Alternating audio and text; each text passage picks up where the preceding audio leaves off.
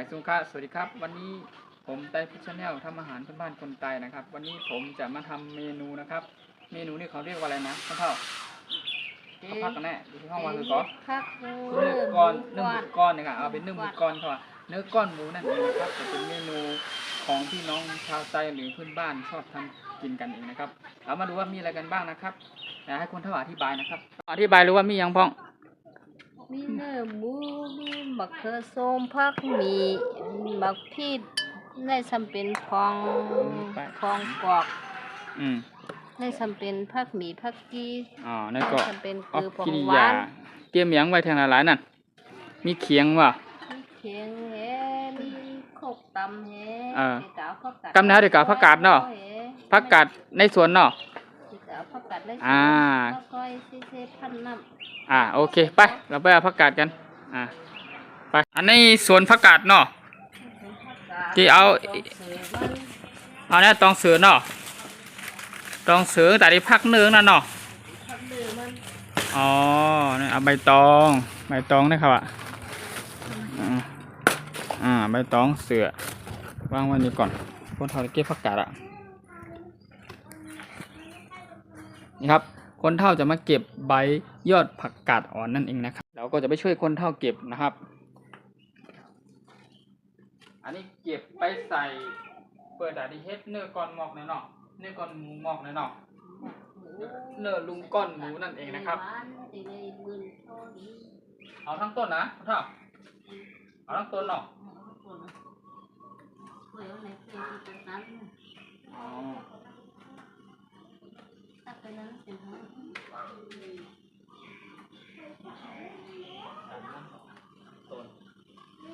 ้นเนาะอันนี้ให้ดีให้ในความหมอกเขานะวันนี้ไปช่วยเขาเนาะ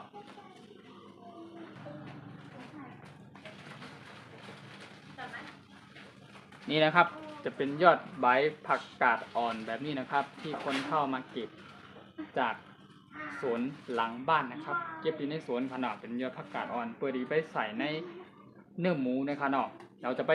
หั่นหรือซอยให้มันย่อยๆนะครับแล้วก็เราจะไปสับหมูให้ละเอียดก่อนแล้วก็เอาในผสมใส่ลงไปนะครับใบยอดผักกาดอ่อนนั่นเองนะครับ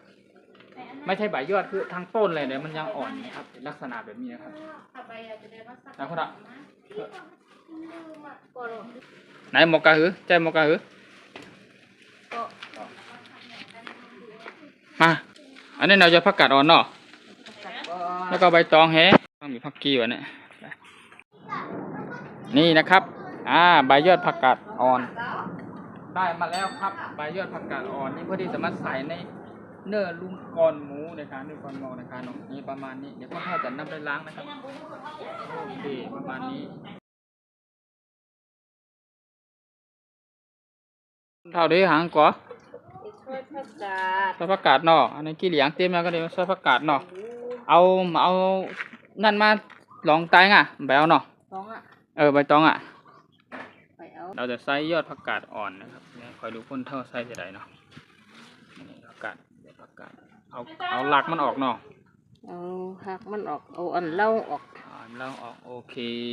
นี่ประมาณนี้ครับ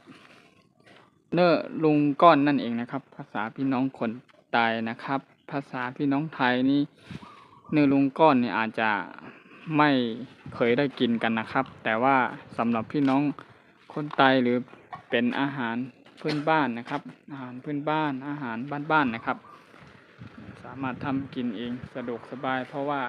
เป็นอาหารที่ชอบกินประจำนะครับนี่ครับคนเท่าไซส์ก่อน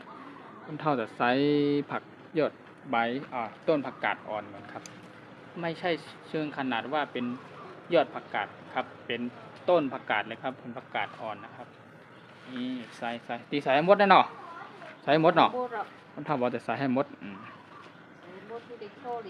โอเคหลังจากที่เราใส่ยอดคนเท่าใส่ยอดผักกาดอะไรเรียบร้อยแล้วว่าเราจะทำวิธีการขั้นตอนทำนะครับว่าทำอย่างไรครับมาติดตามรับชมกันได้เลยนะครับโอเคครับ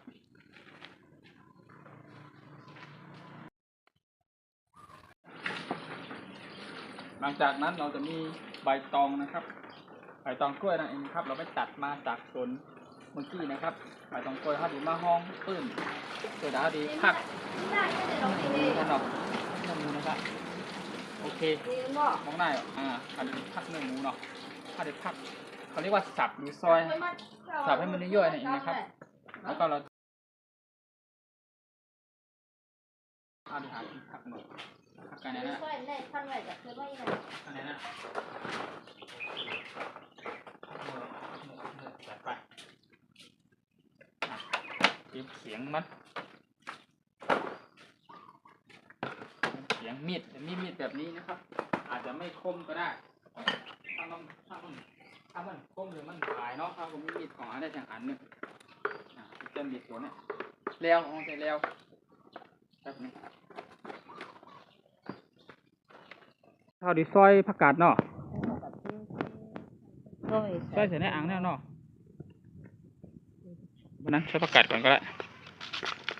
นี่ซอยใบยอดผักกาดหรือว่าต้นผักกาดอ่อนที่เก็บมาเมื่อกี้นะครับเราจะมาซอยแบบซอยล้างให้สะอาดแล้วก็ไซส์เสร็จแล้วก็ล้างให้สะอาดหลังจากที่ล้างเสร็จเราจะมาซอยแบบนี้ซอยใส่ในกระมังเลยครับนี่ครับโอเคอันนี้มีอะไรบ้างนั่นก็มีน้ำมันพืชนั่นเองนะครับอันนี้จะเป็นขมิ้นนะครับที่เราต้องใช้อยู่แล้วส่วนนี้เป็นกระบอกเกลือนะครับแอปพิษแอปเกลือนั่นเองนะครับคนใต้ห้องแอปพิษแอปเกลือแอปถั่วเน่านะครับแอปรสลีเนี่ยครับเนาะโอเคมีพร้อมเราเดี๋ยวรอหลังจากที่คนเท่าซอยผักกาดหรือหั่นผักกาดเสร็จเรียบร้อยนะครับเราจะไปสับหมูนะครับไปซอยหรือสับหมูนะครับย่อยๆไอ้หนังไม้กรอกหนังกรอกแห้งเนาะถ้าอันดิบนี่หวานกว่าแน่นอนอันดิบไม่หวานกว่าหนังกรอกเนาะอันนี้หวานกว่ามันหวานกว่าแน่ มันเลย โอเคนะครับคนช่วยผู้ช่วยคนทำนะครับผมจะไปสับหมูนะครับสับหมูดูซอยให้ดูนะครับหลังจากซอยผักกาดเสร็จแล้วอันนี้ให้คนเท่าเป็นคนซอยผักกาดนะครับเดี๋ยวส่วนที่สับเนื้อหรือหมูซอยนี่ผมจะสับเองครับอันนี้ก็ซอยก็เหลียวสับก็เหลียวเนาะท้องใจแห้งแขนหน่อยเนาะผักอันนั้นกันเนาะผักเนื้อไว้เสร็จนั้นก็ไม่เท่าดีกันซอยเนื้อหมูสับเนื้อหมูหลังจากนั้นเขาก็จะมาซอยหรือสับเนื้อหมูนะครับเนาะนี่เป็นจริงนะครับเนาะเอาดีผักให้ย่อยๆมาผักเลย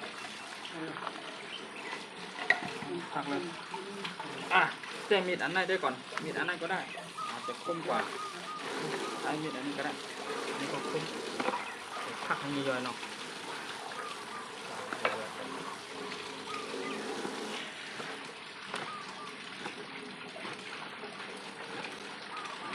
ย่อยผักเอง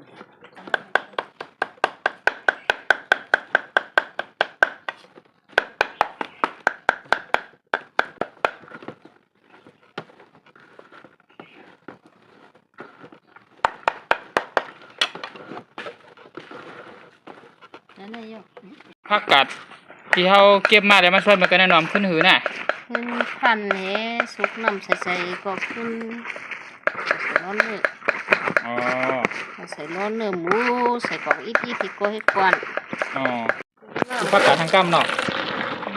ผักกาดดีมากพันเหมือนกันเนี่ยทุกทางกั้มหนิบให้มันนำหางออกไปได้มันขมมากจริงเหรอมันข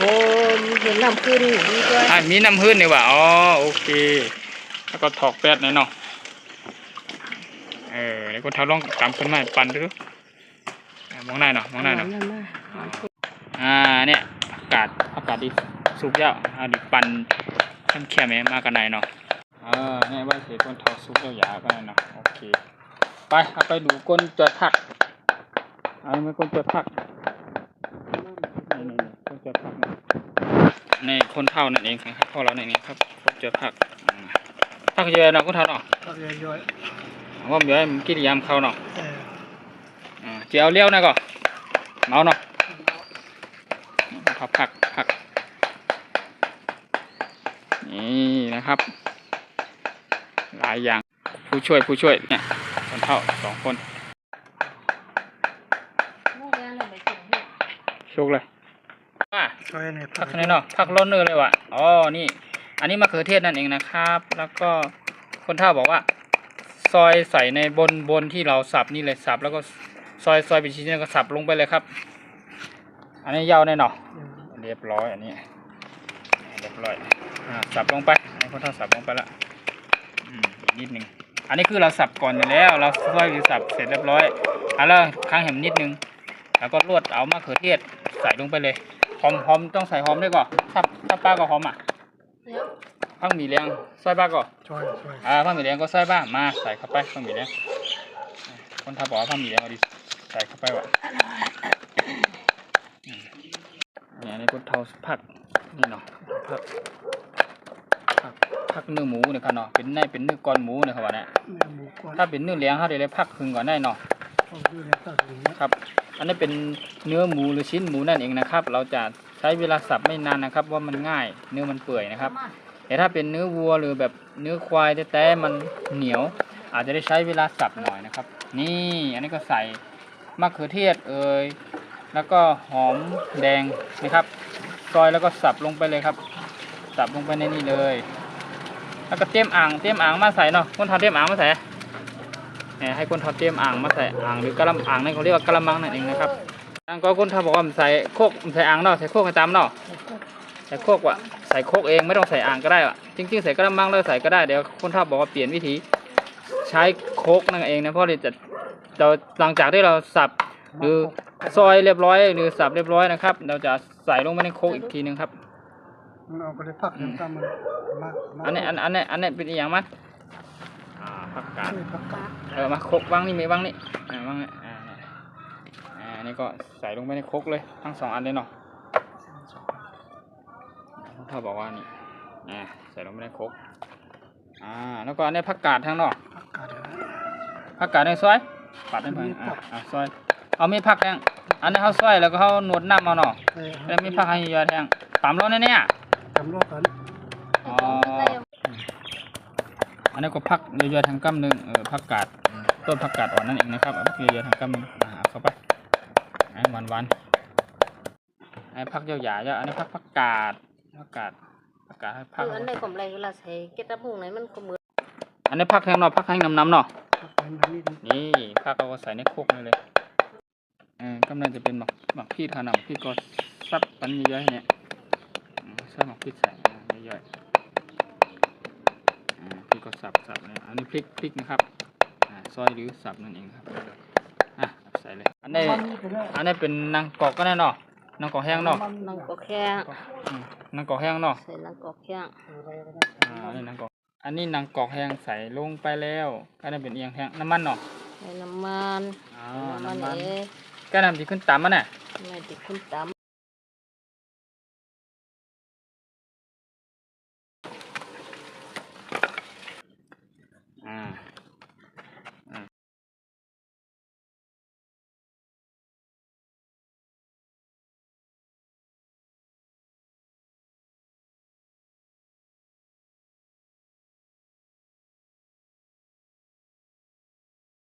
โอเคตำแล้วคนเท่าบอกว่าตำยากหน่อยเ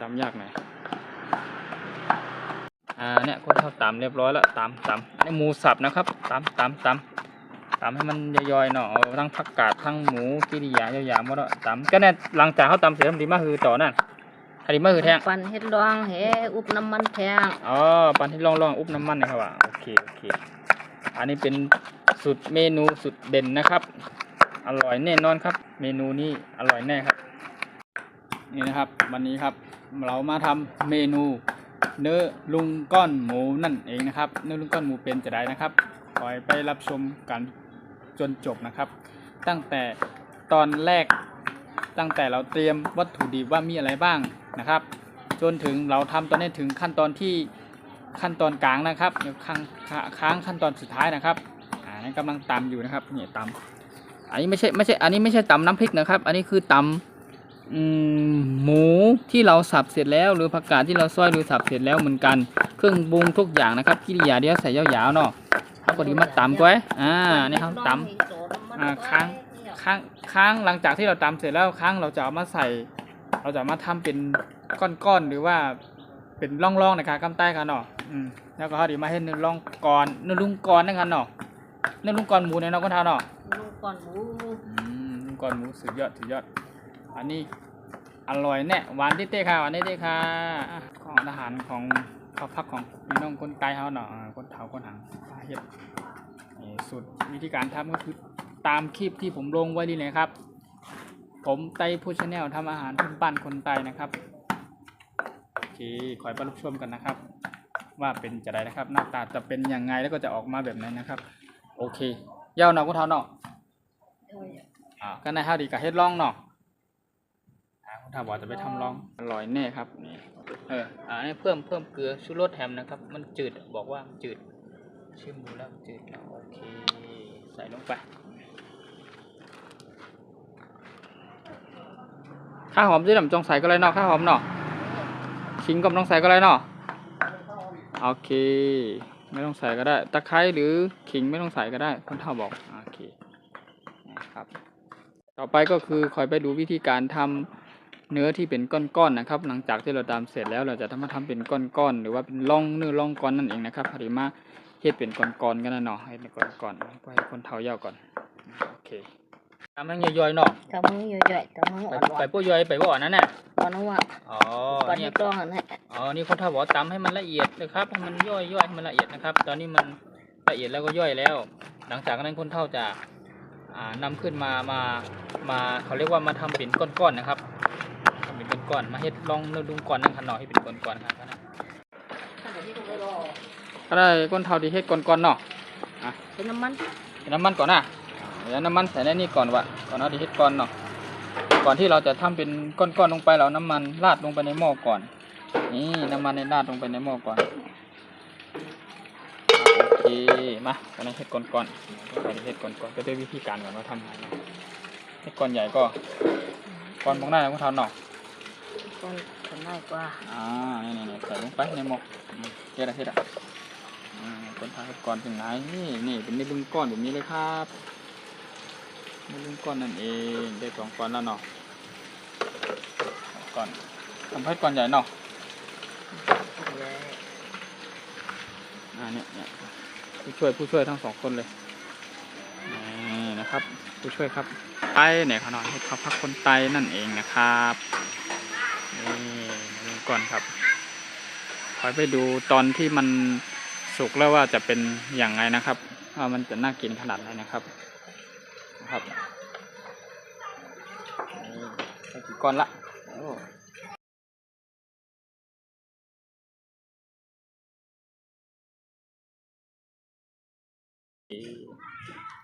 เด็กเทียบเลยเนี่ยโอ้เด็กเยอะเลยเนี่ยคนท่าบอกว่าปวดเอวอ่ะจะนั่งแล้วก็ทำเป็นก้อนๆอ่ะตอนนี้บอกว่าปวดหลังโอเคเลยจะไปหาเก้าอี้ให้เขาคนบอกว่าปวดหลังปวดขาเนี่ยยืนนานไม่ได้เนาะก็เลยนั่งแล้วก็ทำเป็นก้อนๆแบบนี้ก้อนๆแบบนี้เลยครับผมก็นำแล้วน้องคุณทอเนาะจอมหวานปรีมาใส่แทงเนาะสอนในสุเขขึ้นเอาอันในโสดแทงข้าวเดียวให้เตรียมหวานปรีมาแทงว่ะแต่ดิปั้นใส่ในแทงก้องนำแห้งน่ะเพราะอุบกำตีเหลี่ยมดิมสุกเนาะมันดิมก็แค่มาอุบตีเหลี่ยมหือเป็นจื้อก่อนมันเดียวมันเยอะเกินนะครับตอนนี้เราจะแบ่งออกมาใส่ในจานนี้เพิ่มนะครับเพราะว่าตอนนี้ทำเป็นลุงหรือก้อนๆไปยังไม่ถึงครึ่งนะครับได้ประมาณนี้แล้วโอเคครับตั้งเยอะๆนะเปิดตัวเนาะง่ายเลยหุบไว้เอาปลาปิดไว้เนาะปิดขางไว้เนาะขางไว้เนาะนี่แหละเอาไว้ผมต้องให้ขึ้นเนาะนั่นแหละถ้าต้องใส่น้ำก็ได้เนาะคนทาบอดี้ใส่น้ำค้างใส่น้ำเป็นยังตอนน้ำมาใส่เลยก็ได้ไม่ใส่เลย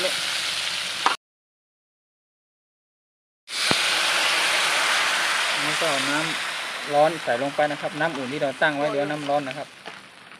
ใส่ลงไปในนี้เลยส้มผักกาดส้มแห้งกินไม่แห้งเนาะแต่ยังเทียงน่ะคือมันอีกนิดนึงเพิ่มเกลือลงไปนิดนึง นะครับก็ปิดฝาไว้ก่อนอันนี้หลังจากที่เราใส่เพิ่มเกลือชูรสหรือว่าอะไรที่มันจืดนะครับ ที่เราต้องปรุงเพิ่มลงไปนะครับ อันนี้เราก็ปิดฝาไว้ก่อนนะครับอย่างทางเราครับ ใส่พองอีเม็ด แล้วพออีเมทแทงวะนะแทงใส่ลงไปเพิ่มเมื่อกี้อันนี้ แล้วมีทังกีลงไปก็กินแล้วอ่ะ นี่แค่หมายนี่ก่อนหัวหน้าเตาด้วยนะ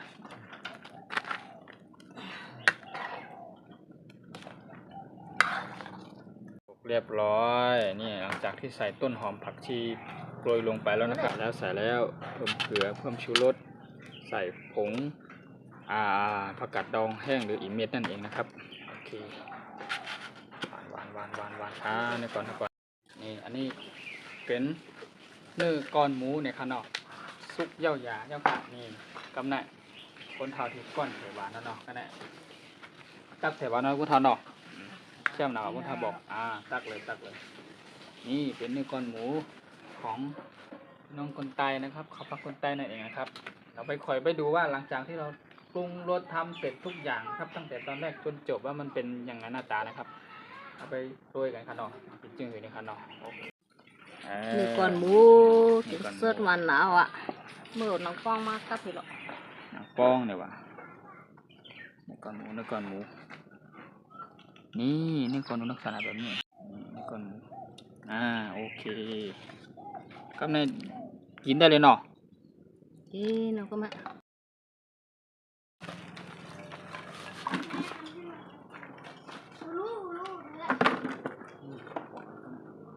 เอาก็ว่าบดอ่ะ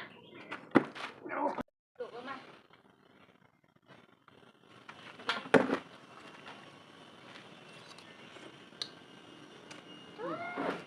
นี่นะครับลักษณะเนื้อก้อนเป็นจริงไหนครับน้องมาไอ้ก็คืออร่อยมากนะครับฮ้อนๆอยู่เลย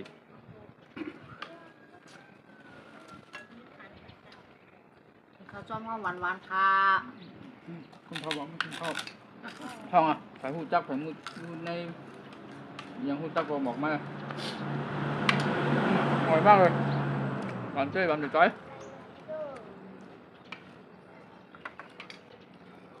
ประหยัดเผ็ดแล้วเนาะใส่ยาเผ็ดป่ะเหรอเมื่อกี้ขอให้ผมได้ใส่ยาเผ็ดป้าตอนที่เขาเฮ็ดซุกยาวๆเขาต้องใส่ในหวานในขนมในหวานนั่นมันได้ใส่มันได้ถ่ายป้าเหมือนกันเนาะเอาเตามานี่ก็แล้วกันเนี่ยไอเตายาเผ็ดหอมๆแซ่บหนัก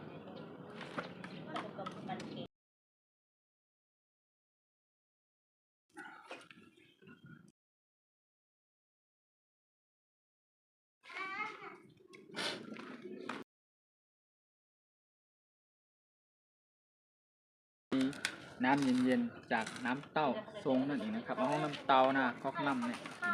หวานเห็ด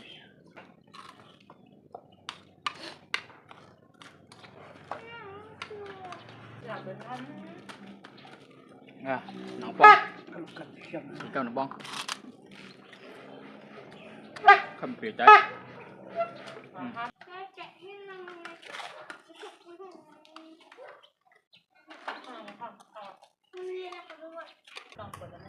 ยาวเลย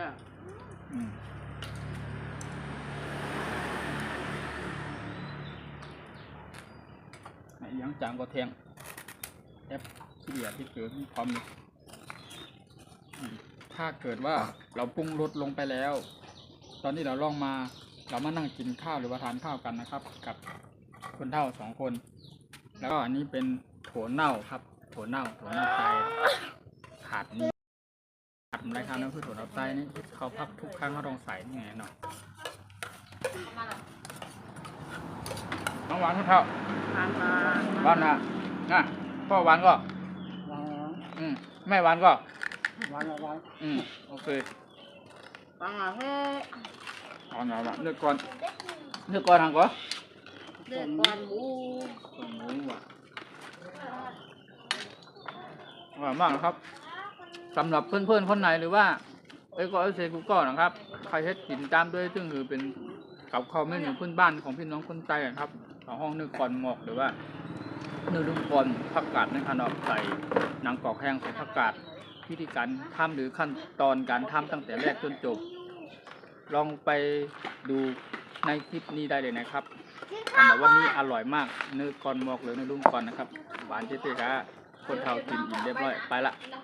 โอเคครับเดี๋ยววันหลังจะมาทำเมนูใหม่ๆหลากหลายให้ดูนะครับว่ามันเป็นจะไดนะครับเมนูใหม่นะครับมีคนทำผู้ช่วยเต็มที่เลยโอเคครับบ๊ายบายครับขอบคุณครับไปชมครับกูก็ครับไปชมครับ